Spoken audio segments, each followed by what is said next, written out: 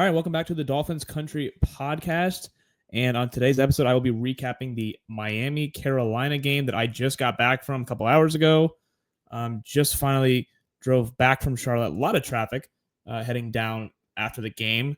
It was a close game. Miami squanders a 17-0 lead in that early second quarter stages. They fall to Carolina 27-24. In this one, they dropped to 1-4 on the season. Before that, make sure to like and subscribe to our YouTube channel and our Spotify channel. That is where we are currently streaming at Dolphins Country Pod, both on YouTube and Spotify. Now let's get into the recap. I'm a little bit drowsy here. I mean, I've been up since early in the morning, drove down there to watch the Dolphins, was expecting a competitive football game, and that's exactly what we got. It was really a tale of two halves. I mean, that's really what it boiled down to. The Dolphins' first three drives all were scoring drives. I mean, they started the game out with a field goal, just like they did against the Jets, stalled the red zone, but they got a field goal in that opening drive, just like they did against New York on Monday night. Then the next two drives went as followed. Carolina fumbles the ball. We recover, just like the Jets on Monday Night Football, where we forced a fumble, and we went down and scored a touchdown off that takeaway. So we cashed in 7 off the fumble, went up 10-0, just like Monday Night Football against the Jets. Then the very next drive, Bryce Young throws an interception right to Minkah Fitzpatrick. We take advantage of the short field and go down, score, and go up 17-0. So like the Jets game, we scored 14 points off of takeaways. So we generated 2 takeaways in this game in comparison to 3 takeaways against the Jets. We turned in 2 takeaways to 2 touchdowns, just like we did against the Jets. So 14 points off takeaways, and we're up 17-0. We immediately get spotted a 17-0 lead with about 12 minutes left in the second quarter. Still a long game to go, but it's looking pretty good for the Dolphins at that moment in time. After that Darren Waller touchdown to go up 17-0, the game literally unraveled for Miami. Slowly, it was like a slow, painful death, but the game, and I could see it happening, unfolding before my eyes at the game. Carolina had a nice drive to go take it down 80 yards to go make it 17-7 with about 3 minutes to go before halftime. So they went on a long scoring drive, about 7 or 8 minutes, mostly running the football. And this is this is the worst run defense in the NFL. It's the worst run defense I've seen a Dolphins unit this decade. I mean, this is a putrid run defense. I mean, I could run for 200 yards against this current Dolphins run defense. It's pathetic. They can't get off blocks. They can't tackle anybody. It's really embarrassing. It's just like you're waiting for a 50-yard run to explode at any moment. It's really quite pathetic. It's college stuff. I mean, the Panther. I mean, I said it last week in the podcast. Breece Hall averaged like 7 yards a carry. Justin Fields averaged like 10 yards a carry. You still beat the Jets because of the 3 takeaways, but the Jets ran for like 8 or 9 yards a carry on you. I mean, 8 or 9 yards a pop. So the Jets could score on you whenever they wanted. It would just take a while. They'd have to run 8-yard run, 9-yard run, 7-yard run, and it would take clock. Carolina gets down 17-0, and they stick with the run. They run for 240 yards, a majority of that coming after they were down 17-0. Usually you get down 17 points, you panic, you have to start throwing the ball back in the game. But the teams know what our weakness is, and it's clearly our run defense, which if you told me heading into the year that this would be the weakness of the team, I would be kind of surprised because it's supposed to be a decent unit. There's supposed to be good players here on that front. No, it's embarrassing. It's really pathetic to watch. But getting back to the actual game and not just focusing on the run defense, Miami goes up 17-0. They allow a lengthy scoring drive from Carolina to go 17-7, but that's okay. You get 3:14 left in the first half. You can obviously lead a touchdown drive in 3 minutes. At the very least, you can get a field goal drive in 3 minutes. You can take the rest of this half down with 3 minutes to go, plenty of time. You can milk the clock, get some points, going to halftime up 20-7 or 24-7. They had scored on the previous 3 drives. It was nothing that would make me think they wouldn't score on their 4th drive. They go 3 and out, very conservative, bunch of nonsense. They can't pass block up front. We know that they can't protect up front. I keep harping every week. I'm like, yeah, Tua's been good, but they can't. We still can't block teams up front. This O-line, we're almost like looking for any kind of like, yes, he's good. We're like, yeah, Patrick Paul's good. Yeah, we're like finding any like good players on this offensive line. There's like really no good players in the offensive line. It's kind of like no one can pass block. As far as the run game goes on the offensive line, this team cannot run the football until, at the minimum, Austin Jackson comes back, and probably Austin Jackson and James Daniels, because until these guys come back, which they're not even reliable. I've dictated how many times they're not reliable players in the past. They're just walking injuries at this point. But at this point, don't even try to run the ball. You can't do it with this offensive line. It's pathetic. The amount of first down runs in this game is a joke. I'm for first down runs because if it sets up something later in the game, if you can have some successful first down runs, it would then you can set up explosives down the field. If you can make the safeties creep up closer to the line of scrimmage, then you can pop something explosive. But they can't run the ball on first down effectively. They had the amount of first down runs that went negative from -2 yards, -3 yards that just set us behind the chains. At some point, I was just like, can we maybe just do something different on first down? And finally, they did. It was a straight drop into a found Waddle over the middle of the field for a chunk game. But the amount of first down runs just kind of like giving away downs. Miami ran 14 times today for 19 yards. That's a yard and a half a carry. And even that felt generous. It felt like it was less than that. So just really pathetic stuff, all things considered, against a run defense in Carolina that's not any good. It's not like a good run defense. This is not a team that's like, oh, you can't run on Carolina. Yes, you should be able to run on Carolina. And they couldn't do it at all. It was really pathetic. It looked like we were facing, 0-1 Miami Hurricanes defense or something like that. It looked like we were facing like one of the top defenses in the history of the sport. To make an NFL comparison, it looked like we were facing like the Ravens of the early 2000s defenses. It's like we can't run the ball on them. Really pathetic stuff from Miami's run game and then their run defense.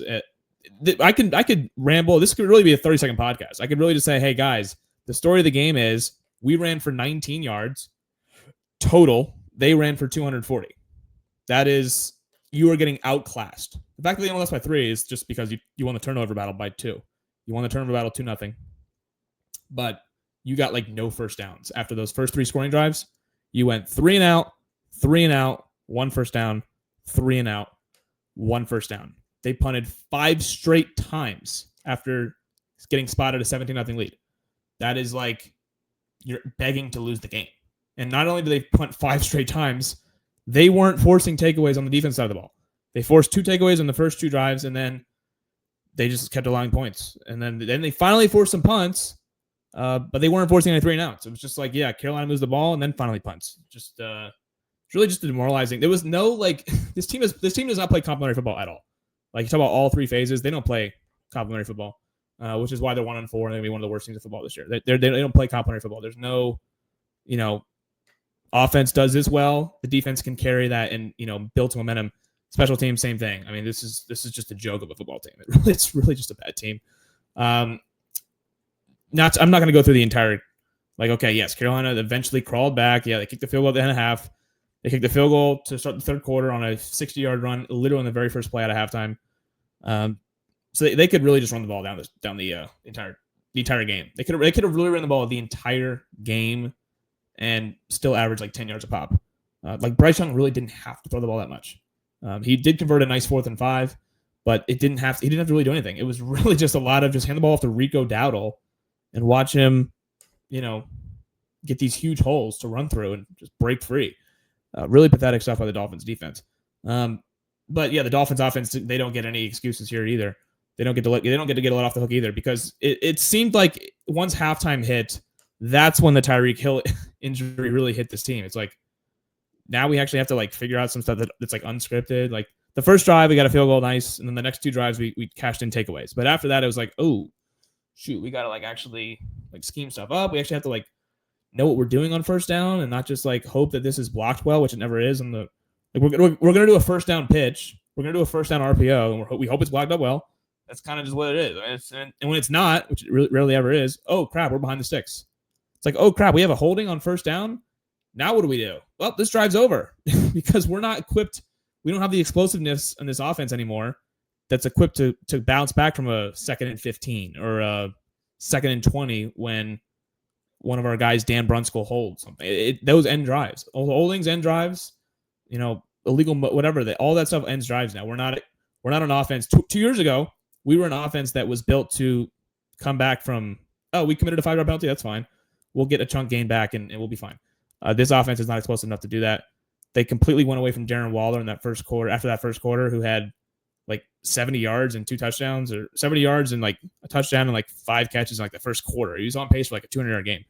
And then he didn't get a target for like 2 hours of real time. So I don't know. You got to riddle me that one. I have no idea how that happens. But I just don't think this coaching staff has any idea what they're doing. It's harsh to say, but I don't think they have any idea what they're doing. Truly, I'm watching like a little league team. It feels like I'm watching a little league team. It's just, and the sad part is they have good players. Like they have talented players. Defensively, they allegedly have talented players. I'm still not really seeing it. Like up front, they have Chop Robinson, Jalen Phillips, Bradley Chubb, Zach Sealer. These are like supposedly good players. They just don't make enough plays. Sorry, they don't make enough plays on a routine down-to-down basis. They're not a clutch defense at all. Third and fourth downs where you really need to make plays, they don't really make any plays. They give up a lot of easy yards. It's just I don't like watching this team. Really, I went to the game and I felt like 3 quarters in, I was like, why did I pay for this game again? Like, why did I spend money to watch this team? That's gonna sound really Debbie Downer-ish, but it just like they don't move me. It's not very exciting. 5 straight punts spanning 3 quarters is not fun. They punted in the second quarter with 3 minutes to go, and then their next drive that resulted in anything besides a punt was with 5 minutes to go in the fourth quarter with that touchdown to Waddle. It was all punts from that 2-quarter span, spanning from the second quarter, mid-second quarter to late fourth quarter. All punts. So they didn't turn the ball over. That's nice. No turnover for the Dolphins today, but just punts. A lot of punts. A lot of not moving the ball. A lot of empty trips, empty drives. Just really uninspiring in a game where you're up 17-0 with a chance to, stack a win, get 2 wins in a row. Maybe have a decent season again, which is honestly the best case scenario for me. Like usually I would be pissed if a team gets up 17, if my team gets up 17-0 and then they get complacent and play terribly. Because I'm honestly I'm overcritical of when we're up 17-0. I'm more critical of how we play at that moment. If we were down 17-0, I would honestly just check out. I'd tune the game out a little bit and be like, okay, at this point I don't really care. But when they're up 17-0, I care more about how the team looks because I'm like, okay, I'm demanding excellence. Like if we're who we think we are and we're up 17-0, I want to see the gas be pressed even more. The good news is this team isn't good this year. Like if we were 4-0 or 3-1 heading into this game and we were up 17-0, I would be I would have my expectations high. And I'd be like, okay, this is a team that should be able to finish them off. With this team, they're not good. So a 17-point lead and blowing a 17-point lead doesn't even really frustrate me. I'm not even really that pissed about it because they're not a good football team. So I already have a low bar of expectations. And the anxiety was very low today. I usually go to Dolphins games very nervous, a lot of stress levels, anxiety high. It was a very stress-free game. It was like, hey, we're 1-3. We'll see what happens. It doesn't really matter to me. And then they get off to a 17-0 lead. And it's like, okay, maybe this is gonna be their day. Maybe they're gonna play really well. And then it's like a car crash. You can see it coming from a mile away. It's like, oh, they're gonna blow this game. But I wasn't really frustrated because I don't really care. They're not good enough for me to really invest my. I would be very, very frustrated if they were a good football team that blew that game. It's like the Tennessee game a couple years ago. That one shook me to my core because we blew that game and we were actually a good team that year. So that really frustrated me because the team was good, so I cared so much because they were that good, and they let us slip through their hands. This team isn't good enough for me to really be frustrated about that loss. It's like they're not competitive this year, so by losing that game, it's not like I'm going to be throwing things around and being upset like I normally would if the Dolphins were a good team. So it is what it is. Yeah, I mean, ultimately, you blow this game. And it's probably better for the long-term future of this franchise. I mean, had you won this game like you did in previous years against bad teams, you probably go to 7-10, 8-9, and have another mediocre season. So, I honestly don't really mind losing to these bad teams. It's probably better for the outlook. Honestly, I'm over the mediocre Red of the Mendoza line type of seasons that the Dolphins keep putting together by beating these bad teams year in and year out. So the fact that they're no longer getting these fluky, close wins against shit opponents to give their fans false hope about a wild card in the hunt December run is fine by me. But yeah, they do lose this game in relatively humiliating fashion, blowing a 17-0 lead to a bad football team. But they themselves are also a bad football team. So it's fair game in that regard. I mean, to go away from everything that worked in that first quarter, with Darren Waller having mismatches all over the field, with Jalen Waddle having mismatches all over the field, and then looking like a totally different team in the last 2.5 quarters. I mean, it looked like at a point in the second half, I think I turned and said, Mike McDaniel he looks like he has no idea what he's doing. I think he has no more solutions on how to get first downs, which is really, really alarming. When you're out of ideas, you're like, I don't know how to combat what the defense is doing now. I don't know how to get first downs. I don't know how to scheme guys open. It literally looks like that. it looked like they hit a wall. They hit a standstill, and they're like, we don't know how to get past this. And defensively, you get run on for 250 yards by the Panthers, with Rico Dowdle. And by the way, no Robert Hunt. We know how good Robert Hunt is from his time in Miami. That's Carolina's best offensive lineman. They were without him, and they still run for 250 on the ground against you guys. It's very, very frustrating. Very, very frustrating if you still care deeply about this team winning games, which ultimately I want them to play well. I do still want to see good football on the field, but getting these meaningless wins against bad opponents, which ultimately lead to nothing but mediocre draft picks in April, I'm not really that, over the moon for at this point in time. But yeah, I mean, Carolina didn't even have Chuba Hubbard. I mean, we saw it last week. Breece Hall ran all over us. Braylon Allen, before getting injured, ran all over us. Justin Fields ran all over us. And in the previous 3 weeks, you can look at the very first 3 weeks, Ramondre Stevenson ran all over us for his best career day. Jonathan Taylor. I mean, everyone ran on us so far this year. Every single team that we've played has run all over us this year. Next week, we got Amarian Hampton, a rookie running back for the Chargers.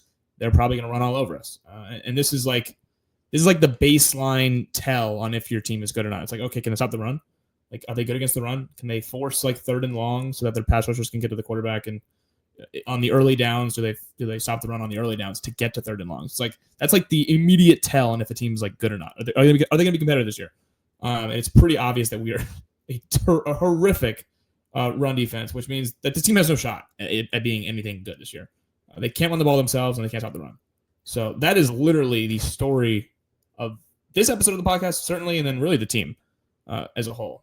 Because no turnovers today, but they couldn't stop the run, and they couldn't run the ball in the NFL, where that is paramount. So yeah, that's going to be it for this episode of the podcast. I'll be back next time, or I'll be back sometime this week, hopefully answering some more of your Q&As. We're going to do another one of those polls on the story, answer some of you guys' questions. I'll also be previewing Chargers Dolphins as well, possibly in that episode. And in the next segment of this podcast, I'm going to be bringing on my buddy who I went to the Panthers game with. He's a Panthers fan, so we'll talk about it, just the game in general from both standpoints, Dolphins and Carolina. If you want to stick around and watch that, it's coming up on this next segment of this episode. But yeah, for now, I am signing off, and we will see you next time.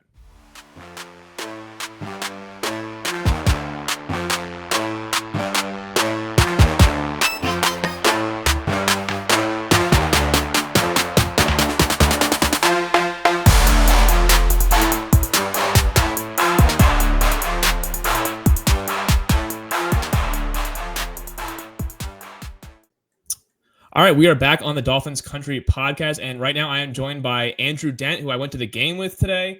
Obviously, we had we had a bird's eye view of this Dolphins Panthers game this afternoon at 1:00. Got there right on time. Was able to catch the first drive for the Dolphins that resulted in a field goal. Your team won. Obviously, Carolina got the win, so it's a happy victory Sunday for you guys. Not so much over here for the Dolphins. So yeah, what was your quick thoughts on the game? Obviously, we talked about it on the way home, on the drive back. We kind of mentioned what was the big storylines of this game, but overall, what were your takeaways? For starters, first takeaway was the Dolphins' run defense is abysmal. Oh gosh. That for starters, neither team looked that good. We'll start with that. Neither team looked that good, but the Dolphins' run defense was abysmal. Rico Dowdle, don't get me wrong. Rico Dowdle's a great running back in my opinion. Player. Yeah, nice player. Yeah. Ran for 1,000 yards last year with the Cowboys. For some reason, didn't re-sign him. Right. Panthers picked him up as an option 2 and was still able to have a great game. Ran for 206 yards, I think. That's just not acceptable for Dolphins fans. Crazy. I mean, I don't know what else to say about that. That was bad. But by the way, and no Robert Hunt for the Panthers either. I mean, that's like we were out. Yeah, we were out. Yeah, no Robert Hunt and no Chuba Hubbard, who was the Panthers' top running back, and it just didn't matter. It felt like the Panthers could run for 7 yards a pop whenever they wanted to.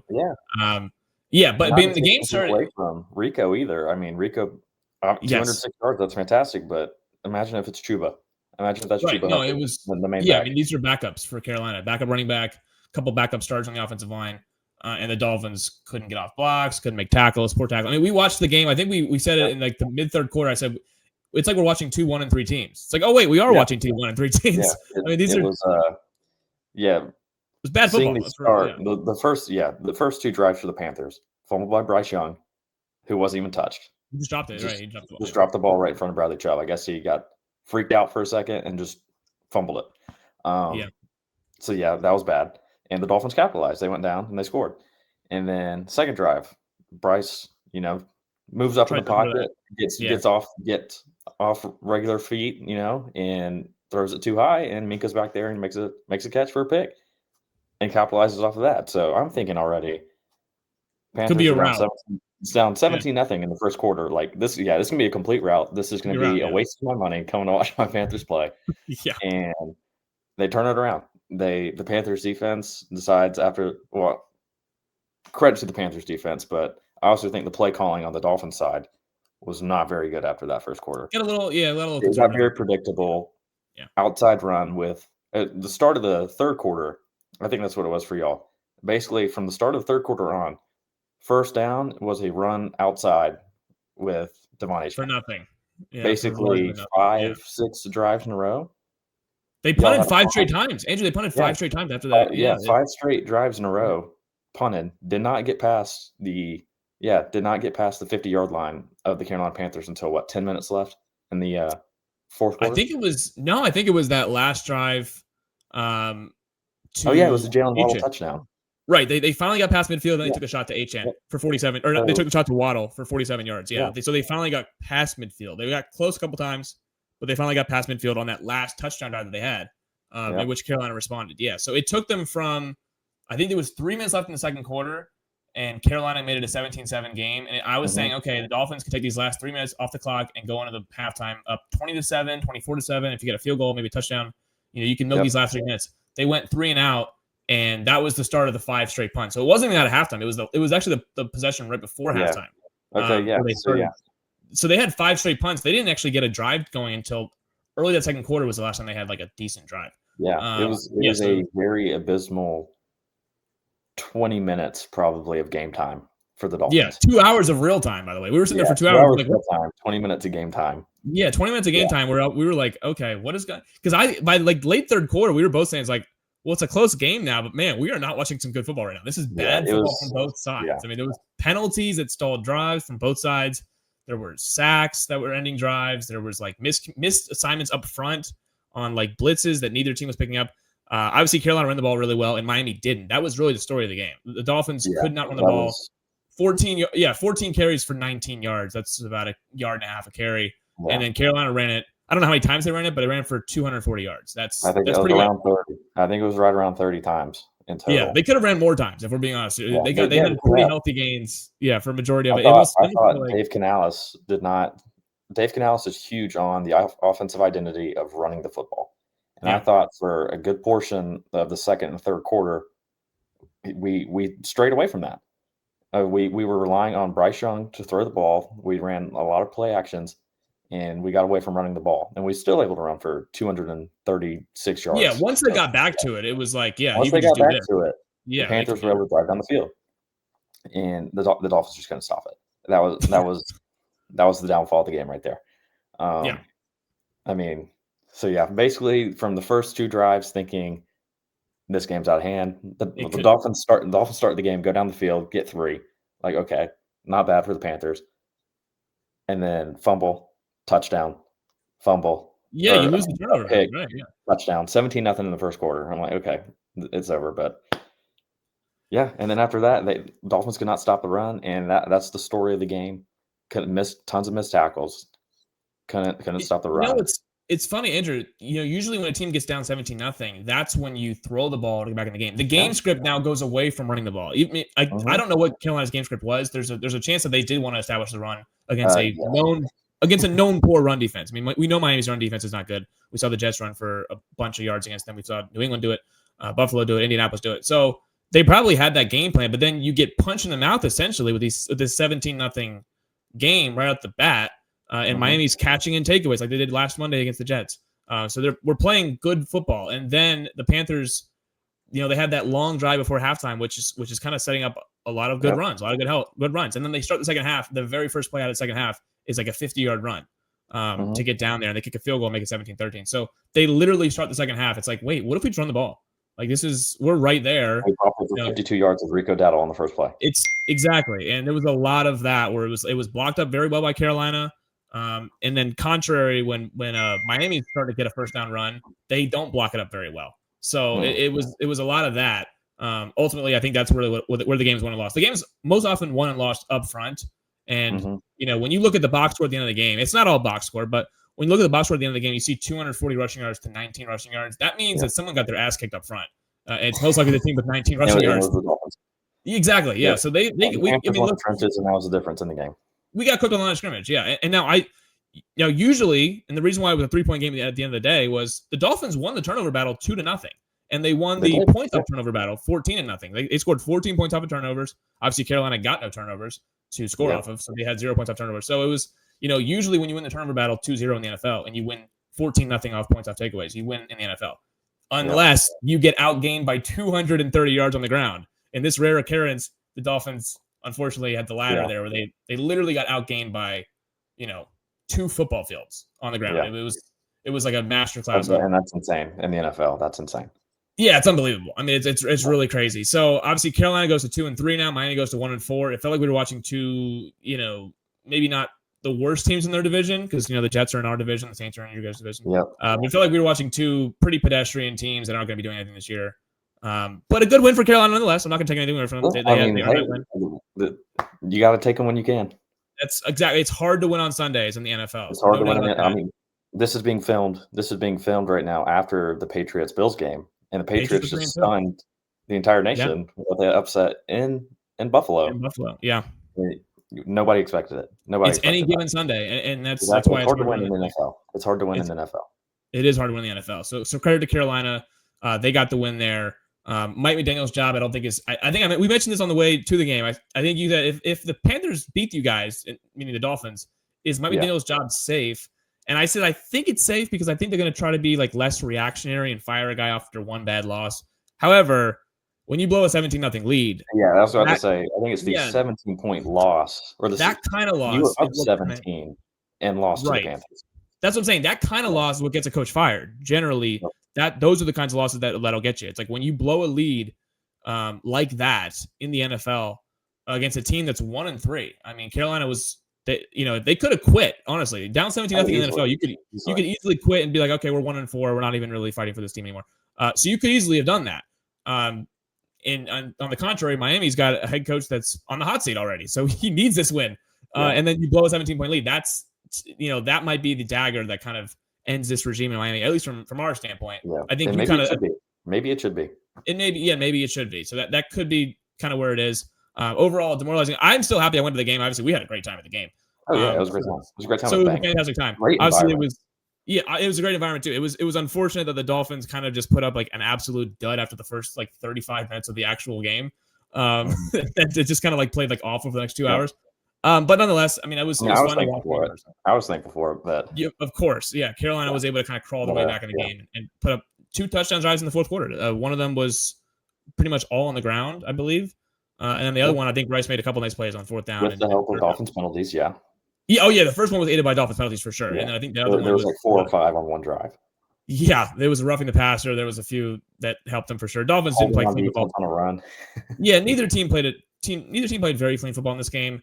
But that's kind of we were watching 2 1-3 teams battle it out on a 1 o'clock slate on a Sunday. So you can't expect clean football from these teams. Are 1-3 for a reason. Obviously now Carolina's 2-3, but they looked they looked like teams who were kind of struggling heading into the game, coming into this game. So that's kind of like our right, exactly. But that's kind of like our baseline reaction to this game. Carolina, I think they have Dallas. Did they have Dallas up next for Carolina? Yep. Yeah, we have the Chargers up next, so it could be 1-5 for us. You're going to face an angry Chargers team. Yeah, angry Chargers team. They're coming off 2 straight losses, but yeah, I mean, anything else from your standpoint that stood out, or I mean, this is. To me, it was the story of the game was the 240 rushing yards to the 19. I mean, that's the biggest takeaway is 2, the running game and the trenches, which kind of coincide together. But sure. On both ends, the Dolphins were just outmatched. Yeah, and I just did not expect that. No, that's I knew the Dolphins didn't have a great run defense, but I didn't expect 236 total yards rushing against them. At least from the Panthers' standpoint. No, and by the way, Carolina's run defense is not good. Statistically, they average about 100. I believe they give about 130, 140 rushing yards a game on the ground. and Miami only got 19 on the ground. So they couldn't run on Carolina. It wasn't like both teams running on each other. I felt like I was watching the Panthers defense last year. Last year was one of the worst units in the entire league. I think it was 7 games in a row we gave up 200+ yards rushing. Yeah, so it's a bad run defense from a year ago, and it's not like a completely fixed unit by any stretch of the imagination. But they obviously looked like the 2000 Ravens today against the ground. I mean, they weren't giving up any big runs at all for Miami. So definitely some alarm bells going off for the Dolphins. Obviously, I already knew kind of these things heading into the game. It was just exposed more as I'm watching it from a bird's eye view. But yeah, Andrew, thanks for hopping on the podcast today, and we were kind of just dishing our thoughts about what we already saw at the game and what we were saying coming back from the game. Yeah. But yeah, I'm definitely interested. Yeah, I'm definitely interested to see what Panthers fans think about the game, and obviously what Dolphins fans think about the game. More so on the their angry side of it, and they're 1-4 now. But yeah, overall, thanks for talking the ball with us. Of course, man. Thanks for having me. Anytime, man. All right. Yeah, I appreciate it.